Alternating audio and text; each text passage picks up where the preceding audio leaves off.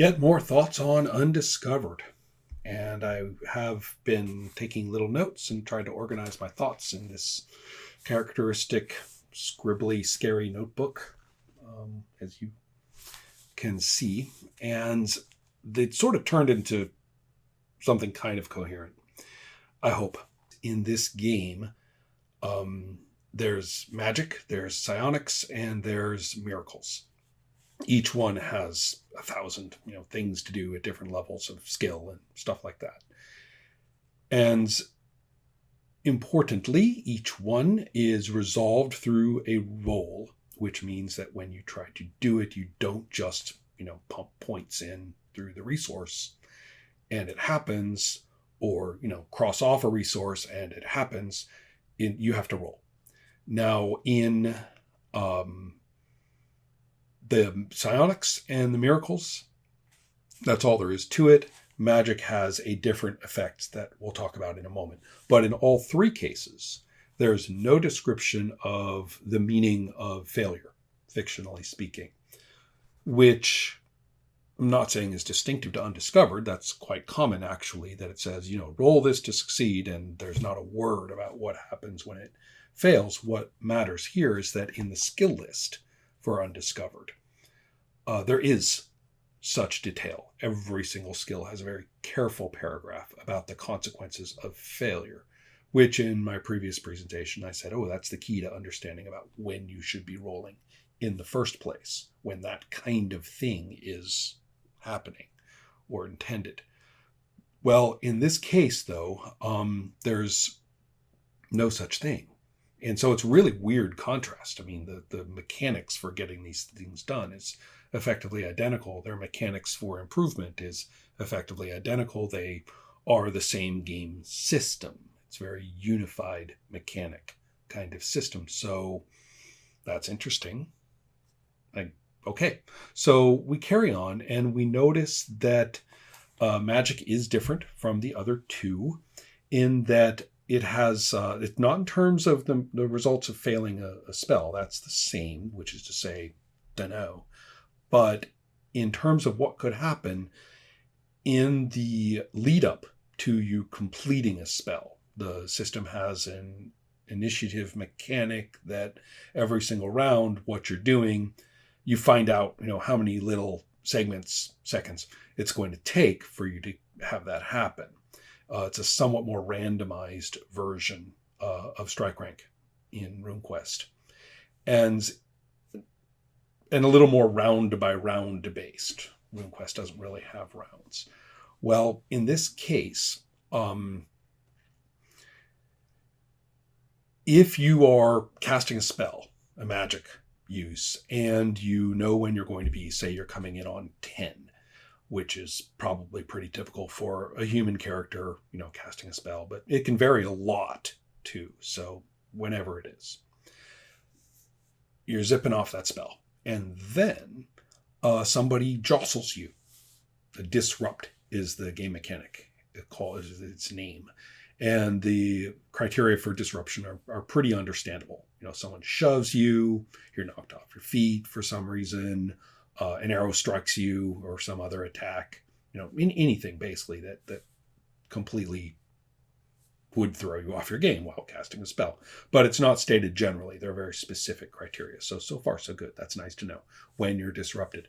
But then what is the consequence? Well, there's a D100 table, and it's one table for all of the magic. And it is, it might be modified by, I have to double check whether it's modified by your level, like whether you add to the roll or something like that. But at the moment, what's important is that it is one table, and we're going to assume that a lot of things on there can happen, no matter what your level of magic. I mean, I don't care how badass a mage you are, you can still get hit by an arrow before you get your spell off. So this table is always available throughout play if you're playing such a character. And you're looking at it, and it's a little shocking. It doesn't fit the game. It really doesn't. It's full of strange shit like you, or the caster, and the target both turn into fish permanently. There are items on there that I think are a little bit more in tune with the nature of the game, which is, the spell fails and you take 3d10 damage, or the spell succeeds but explodes, as well as its ordinary effect, or any number of things like that. But it's also full of these bizarre things. And I say bizarre because that could be good, and I'll talk about why, but they're also, like the fish one, and many, many like it, super counter to the entire rest of the game in terms of raw enjoyment.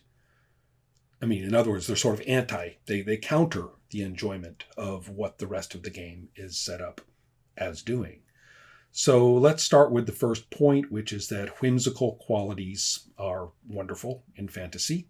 Fantasy and whimsy are actually often related words, and the Fantasy Heartbreakers as a collective typically know this. So they vary widely in the kind of content that's brought in as more playful, or more kooky, or more beautiful in its way, or whatever it may be, but it's frequently there in a couple of the Fantasy Heartbreakers. It's a primary, component of why we're doing this. Undiscovered's way on the other end of that spectrum.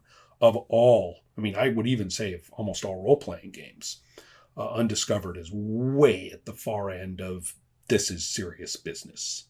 There's no funny here. And therefore, you turn into a fish and so does he. It's not just offbeat. It's way not in that game. And you're going, whoa, what's that doing in there? Now, there is sort of some justification in that in this game, magic, unlike psionics, unlike the divine miracle stuff, is very aberrant in terms of the metaphysics of the setting. And there's other consequences too. The people who are these magic casters, they're going to be losing endurance as an ongoing factor of their characters progressing in magic. And it is kind of makes sense that the table would be weird relative to all the rest of the mechanics in the game. I get that. But not to the extent where it actually counters the enjoyment of play. The game is extremely clear, dedicated, one might say, to the logic of your skill increase. Characteristic increase is actually treated as skill increase, mechanically. And the important point is that it all is very commitment oriented. You as a player are committed to taking these new skill points and saying, okay, am I going to send them horizontally on the improvement table? Or am I going to go vertically down on the improvement table? And the amount that you increase by in terms of competence and the amount of points that it costs are very carefully calibrated for those decisions at every single step, for every single skill, for every single spell, for everything. So your player God-given right to apply the points in the direction you want for each of your pieces, your little teeny tiny, pieces of your character. That's a big deal in this game. And the reason I'm pointing to it is not its meticulousness, but it's to its meticulousness as part of a sense of commitment to this character's activity and history, bearing in mind that the experience point system itself very much rewards imaginative skill use, very much rewards avoidance of combat through the use of skills, very much involves problem solving. You problem solve, you avoid combat through using your skills, and you get amazing amounts of experience points. Jump around fighting things and being a solid little, trap avoider and monster killer, and you're not really getting very much. So the game is very oriented toward who your character is, what skills you're using to cope with your character's situation, and then what you do to change those skills precisely. So all of that attention for a highly individualized character with a very distinctive history just does not work if they just get turned into a fish permanently because you rolled this number on the disruption table from what should be a fairly ordinary event, which is taking a blow once in a while in combat before you get your spell off. So this is, it's kind of like, an aha result, screw you for playing sort of response out of the system, which I really find jarring, almost to the point where I kind of wonder if someone made the table and put it in there as part of the book writing process, distinctive from the play process. Although, again, I do see a distinctive, okay, this is chaos table being right in that spot, but looking at its content, you're like, that's just not fun compared to what we do in this game. Offbeat is one thing, counteractive to what we do is another. So that's, the interesting observation. But that led me into thinking about skills and levels. And so the logic of my bullet points proceeds, I hope, with the observation that they have character levels in the game, which actually makes very little sense. It makes no sense in both mechanics that it affects. The first one is more complex, which is the skills. You get X skill points when you level up, that you're getting skill points as bundles per level up, as opposed to a constant provision session after session. And if you look at the leveling and experience system, you'll find that leveling up is quite frequent. Almost to the point where, every 2 or 3 sessions, it'd be awfully surprising if characters aren't gaining a level. And therefore, why are the skill points bundled and you have to wait for a chunk per level when they could be just kind of, scattered along session by session, when the effect in terms of what you can actually, get your points into to improve your skills is actually pretty much the same. Maybe even a little more fun if you're getting it, in every single session. Why is this level thing in there? And especially because every single thing is handled through the skill point system. Characteristic increase, anything that changes on that character sheet besides just money and buying stuff is handled through those skill points. So there's no other effect that matters except for one, which is the simpler one, which is equally or more nonsensical, which is the life points. They're named for hit points. Bluntly, this game is amply supplied with life points. Characters have, buckets. Somebody must have hated having characters die instantly, because, you can take maximal hits from a battle axe, even as a first level character. Somebody can whack you with a monster weapon and you're just going to mark off of, maybe you say, oh, ouch, that was half my hit points, but you really aren't going to be slaughtered. The same goes for a lot of the monsters. The monsters come in these 4 graded levels, or 1, 2, 3, 4. Yes, the 4s are horrific. There's a big difference. The 4s, will do damage that will roast your character, but the 1s and the 2s, they won't. You're like, okay, the savage jaws of the this and that, and you roll and you're like, oh, I guess you take 9 points of damage. And the low-level character is sitting there with 52 points, and you're kind of going, oh, I guess. There is a skill called Critical Strike, which I think is really important to have, and you need to get it at a very high degree before you can be the kind of character who, slashes their foes and the foe sprawls away dying. So that aside, though, I'm saying that the characters arrive with a nice, solid basket of life points. And then they only go up from there. You roll, or you make a roll every level and add to your hit points. And this is a game where you level up a lot. You're supposed to be running around with characters 15, 16, 17, 22nd, 23rd, 24th level. And the thought of the, insane buckets of hit points involved at that, it just floors me.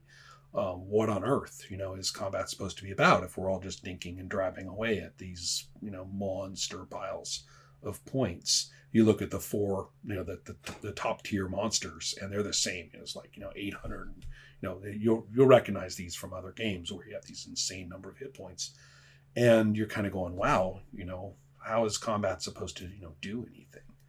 So anyway, the thing I'm saying is, why not just go early RuneQuest on it and just strip that shit away, and you have the life points you get from your endurance, which, both in RuneQuest and in this game, you can indeed, bulk up a bit.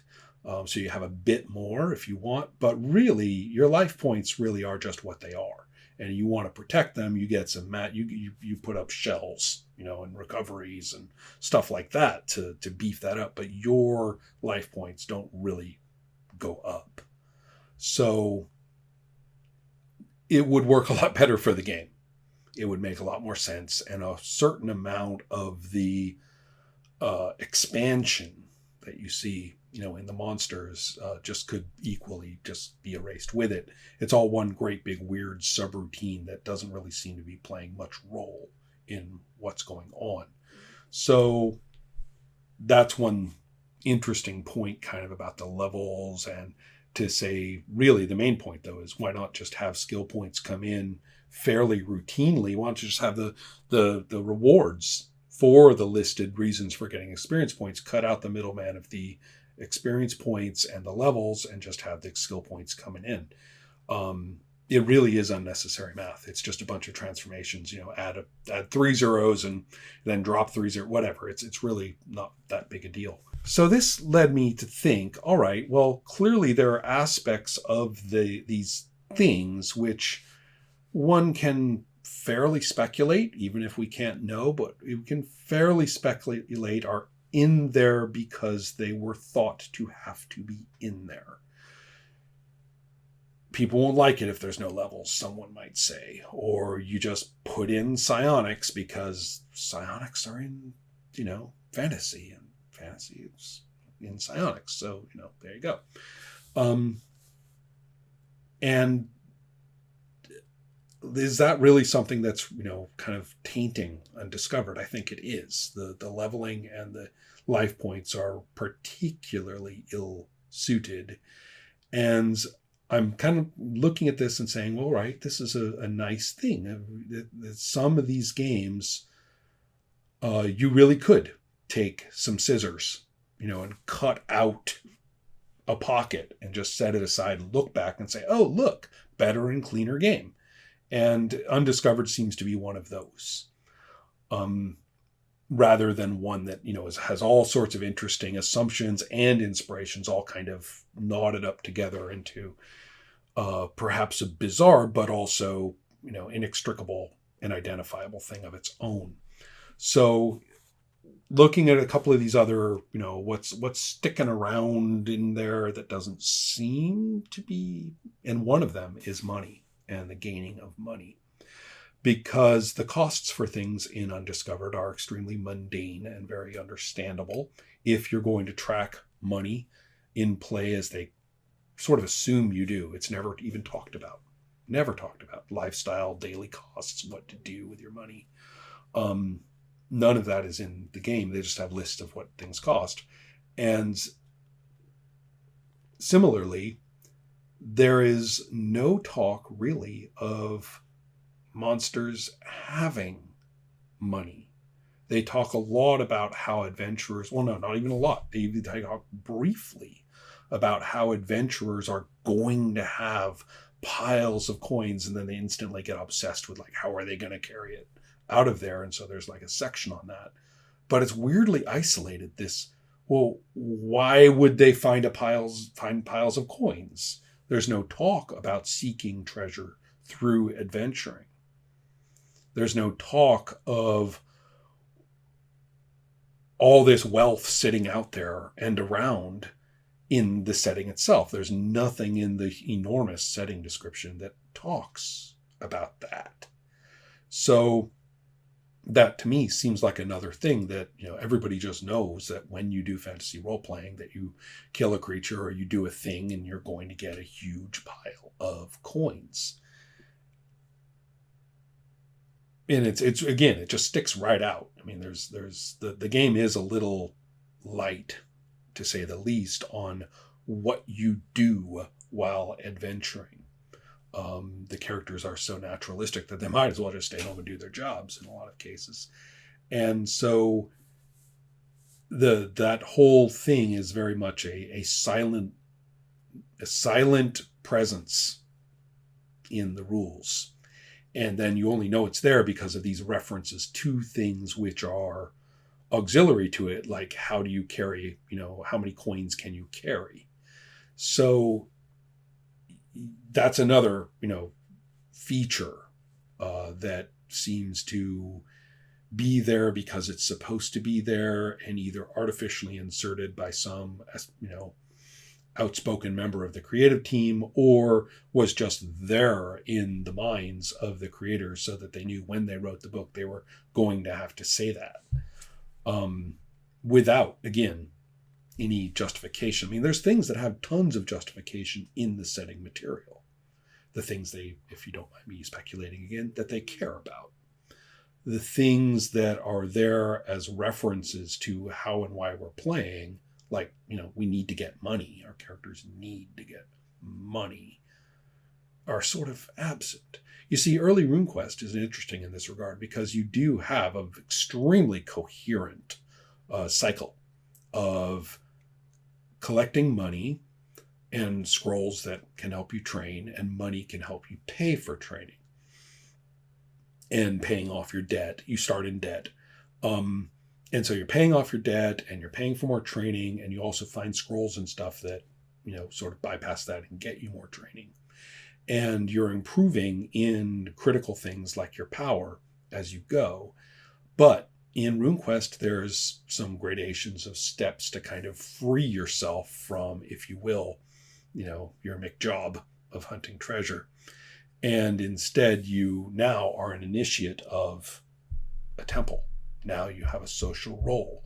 Now you belong to a religion that has expectations of you, that you've made commitments to, that you've been accepted for, accepted into for a thing to do. And so you become a more socially relevant, a more directed character. You may have disputes, perhaps, with your authorities, or you may treat them as, okay, now these are my mission chiefs and I do those things, whatever it is. But that cult has a position in the world, has a position in the cosmos. It has a position relative to other cults and stuff, which are often extremely contentious, especially if you start taking the geography of Glorantha seriously and seeing what is actually clashing in that spot. So you have engaged in that through the improvement mechanics of being eligible to become an initiate.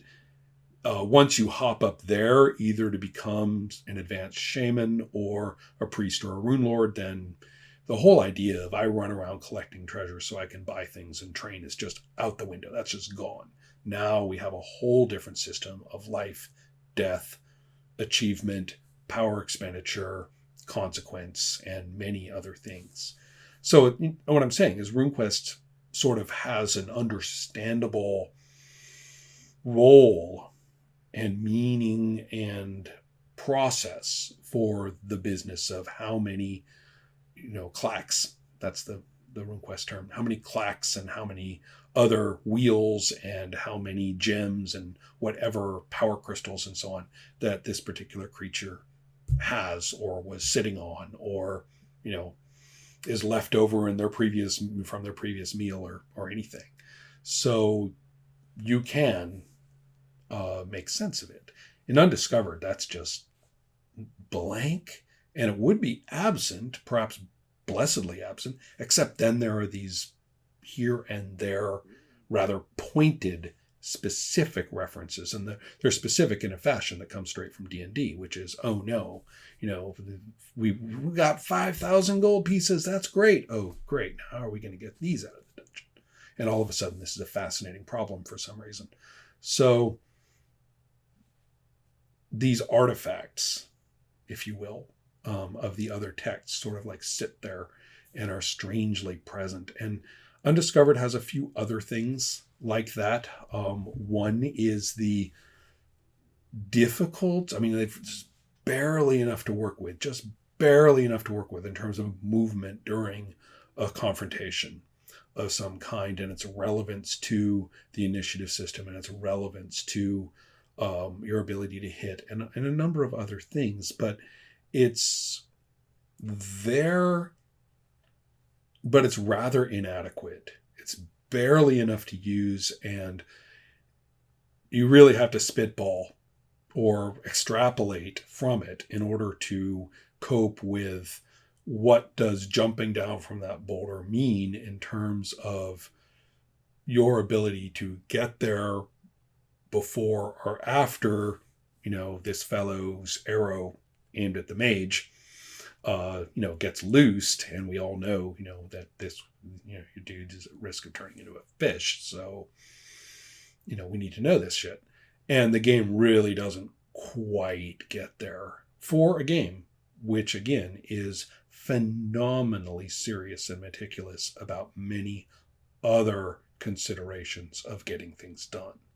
So in that case, we're talking about the absence of something that would fit very nicely, but it's absent in the same way that it's absent in D&D. So these are some thoughts about the Fantasy Heartbreakers and the way that they have relationships to prior games that are really, I mean, if you have a relationship to a prior game and that it does it that way and you do it that way, that's one thing. Fine. But it's these things that create absolutely unnecessary either islands or pits of content, pit meaning like absence, that only makes sense because that's the way, they're literally picking up that piece and setting it down in somewhere where it just isn't, becoming part of the landscape in a sensible way. All right. Well, that's what I got. Hope that was interesting.